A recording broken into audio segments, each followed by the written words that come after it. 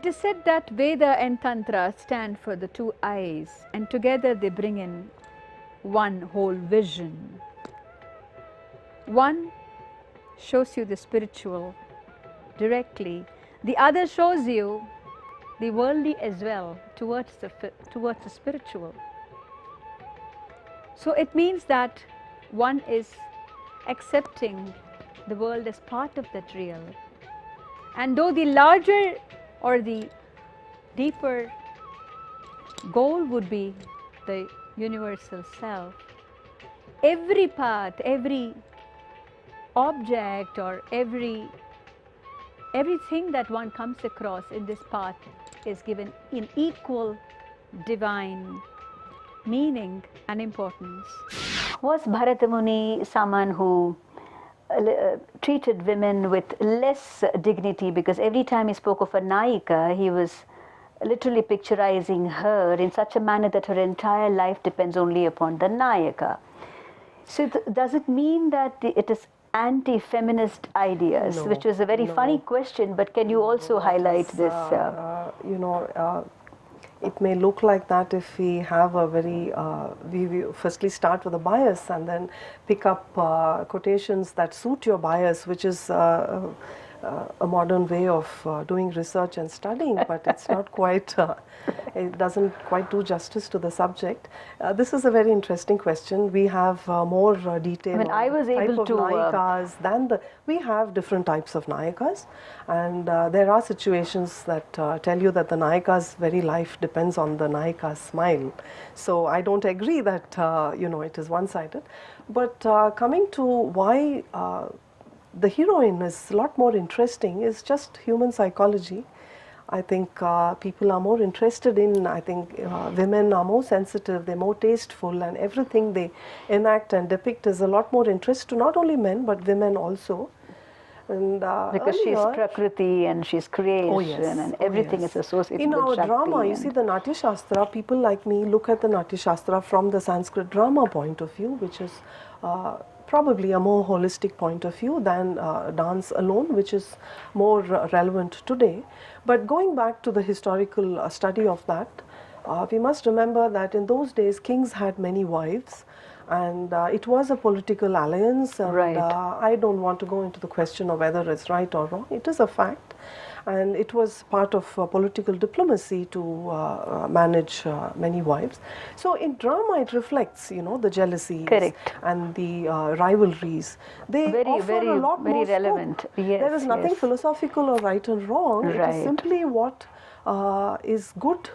Because it was also showing what happens in society. It was able to. And the rivalries, and when you look at the Nayaka Bheda, the best type was a king who was fair to everybody, who never neglected anybody. So we have fairly high standards for both men and women.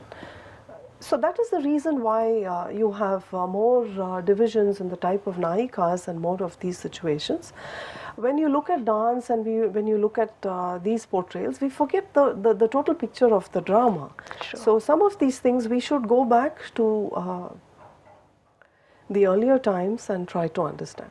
Drama, of course, has gone through much evolution over the centuries, with royal and public patronage of the Sanskrit language coming down.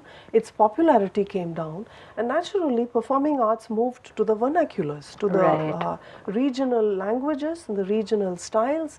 And I think the long dramas of 5 acts and 6 acts and 7 acts became a thing of the past.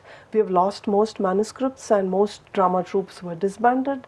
And but the dance survived because people want dance, and then it becomes a regional thing. Thank you, Dr. Sharda. It's been wonderful to have you with us on Natya Tantra. Thank you very much.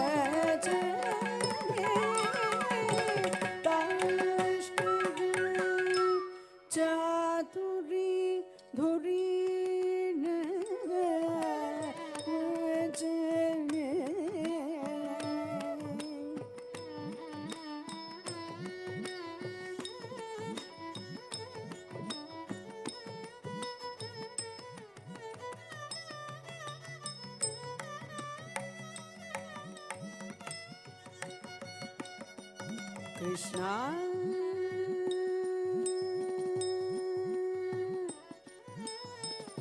Chaturi Duri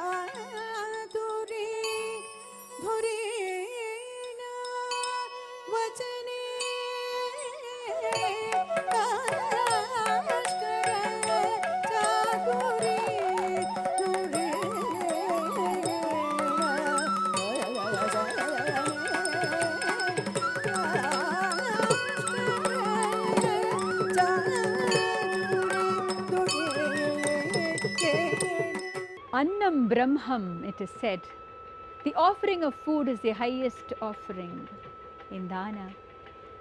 And if one does not remember to offer food to the Lord, one has missed upon the greatest joy of being able to give before one takes this vital element for giving us energy. And that can give us great lot of merits. One of the anecdotes from Sri Krishna's Leelas is that of Sudama. What an enchanting tale. When they were little children, this Kuchela or Sudama once told a lie to Krishna.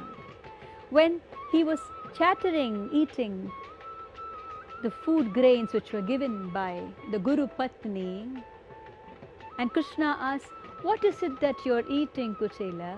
While Krishna was sleeping on his lap, Sudama says, it is the biting cold, because he doesn't want to share his food with Lord Krishna. And thereafter, what happens is that one's own karma creates more and more karmic debts. And then Sudama is living in abject penury, but all the time he remembers his friend, his smarana bhakti of Lord Krishna. And when his wife Sushila, the beautiful, slender, very humble Sushila, tells him to go to his friend Krishna and ask for all that we require to keep our children's stomachs filled, at least. Sudama says, no, I am not going to go and ask him this. I cannot do that. But yes, I want to have a glimpse of my dear friend Krishna. And then he sets upon this journey.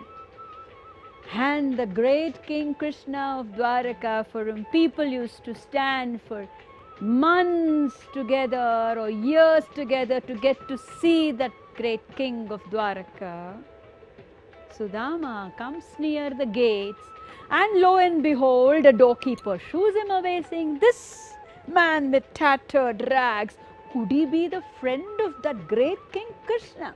Get away from this door. And the all-knowing Lord sees it and comes down and looks at his dear friend. He's moved with tears. He grabs him and says, oh Kuchela, why have your feet become like this? How have you become so thin? What is the matter with you? Come, sit. Everyone is amazed. They are shocked. How could the Lord, the great King Krishna, acknowledge the friendship of this man whom nobody will give a second look? And then the story unfolds as Krishna takes that offering of avil, parched rice, and that same moment Sudama's wife Sushila sees a showering of prosperity before her eyes. Patram pushpam phalam thoyam. The Lord says that even if you offer a small leaf of fruit with love to me, I shall accept it and bless you. So that small deed of Kuchela got him over all his misdeeds, and he could attain punya without asking the Lord, because the Lord knows what you require, the Lord knows what you deserve, and every story of Krishna has these morals and lessons for us.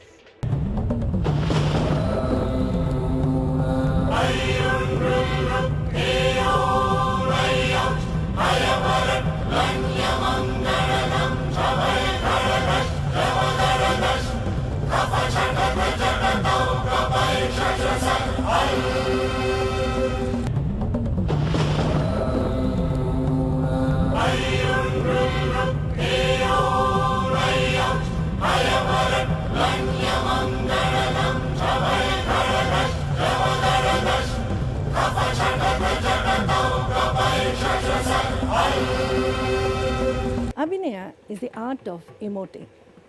Over the years, there's been a lot of changes in the way people show Abhinaya, understand Abhinaya, and also in the way the students learn Abhinaya. Whatever be the changes, the basic emotion which is there is always present.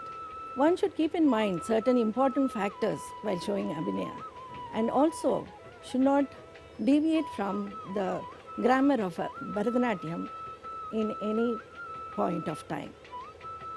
We shall be presenting two forms of bhakti, Vatsalyam and Shringaram.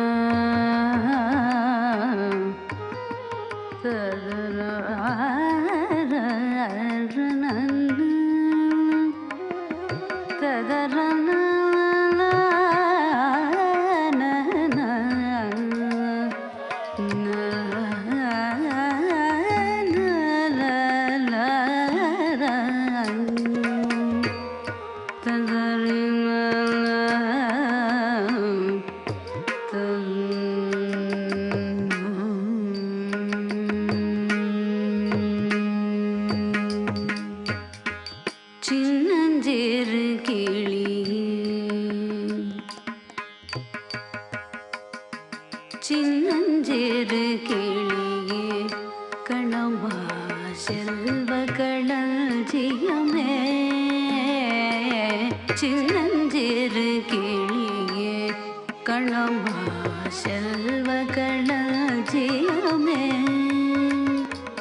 என்னை கலி தீர்த்தே உலகில் ஏற்றம் புரிய வந்தாய் என்னை கலி தீர்த்தே உலகில் ஏற்றம் புரிய வந்தாய் சின்னஞ்சிறு கிளியே கணம்பா செல்வ களஞ்சியமே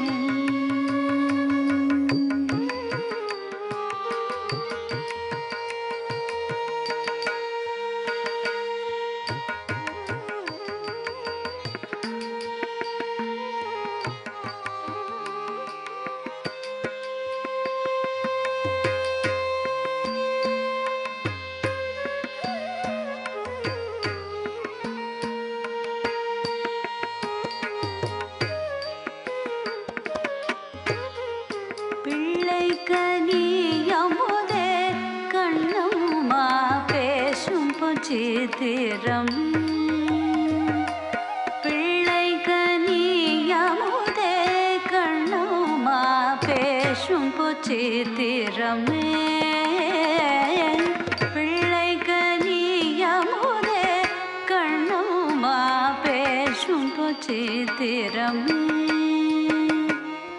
அள்ளி அணைத்திடவே முன்னே ஆடி வரும் தேனே அள்ளி அணைத்திடவே முன்னே ஆடி வரும் தேனே அள்ளி அணைத்திடவே முன்னே ஆடி வரும் தேனே சின்னஞ்சிறு கிளியே கணம்பா செல்வ களஞ்சியமே ஓடி வருகையிலே கணவா உள்ளம் குளிருதடி ஓடி வருகையிலே கணவா உள்ளம் குளிருதடி ஆடி திரிதல் கண்டார் உன்னை போய் ஆவி தழுவுதடி ஆடி திரிதல் கண்டார் உன்னை போய் ஆவி தழுவுதடி உச்சி தன்னை முகந்தால் கருவம் மூங்கி வளருதடி உச்சி தன்னை முகந்தால் கருவம் ஓங்கி வளருதடி மெச்சி உன்னை ஊரார் புகழ்ந்தால் மேனி சிலிர்க்குதடி மெச்சி உன்னை ஊரார் புகழ்ந்தால் மேனி சிலிர்க்குதடி கன்னத்தில் முத்தமிட்டால் கன்னத்தில் முத்தமிட்டால் கன்னத்தில் முத்தமிட்டால் உள்ளந்தான் கள்வெறி கொள்ளுதடி கன்னத்தில் முத்தமிட்டால் உள்ளந்தான் கள்வெறி கொள்ளுதடி உன்னை தழுவிடிலோர் கண்ணுமா உன்பதமாகுதடி உன்னை தழுவிடிலோர் கண்ணுமா உன்பதமாகுதடி உன் கண்ணில் நீர் வழிந்தால் என் நெஞ்சில் உதிரம் கொட்டுதடி உங்கண்ணில் நீர் வழிந்தால் என் நெஞ்சில் உதிரம் கொட்டுதடி உங்கண்ணில் நீர் வழிந்தால் என் கொட்டுதடி என் கண்ணின் பாவையன்றோ கண்ணம்மா என் உயிர் நின்றதன்றோ என் கண்ணின் பாவையன்றோ கண்ணம்மா என் உயிர் நின்னதன்றோ என் கண்ணின் பாவையன்றோ கண்ணம்மா என் உயிர் நின்னதன்றோ என் உயிர் நின்னதன்றோ என் உயிர் நின்னதன்றோ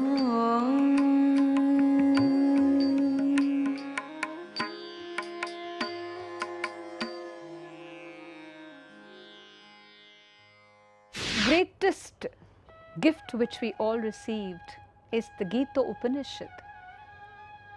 For every great statesman or citizen or any human being across the planet, I'm sure for any question the Gita can give a ready answer. It has so much relevance to the present world because Krishna is able to give that direct vision to Arjuna. When Arjuna says that I shall not fight the war because these are my relations, my guru, how can I do this, Krishna?